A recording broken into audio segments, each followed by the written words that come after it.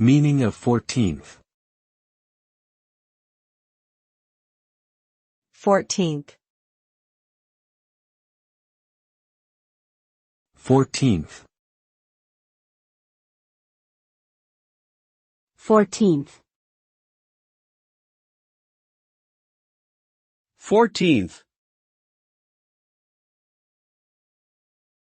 The word 14th is an ordinal number that refers to the position of something in a sequence when there are 14 items.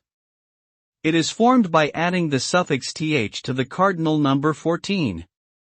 The word can be used to describe the 14th day of a month or the 14th year of a century.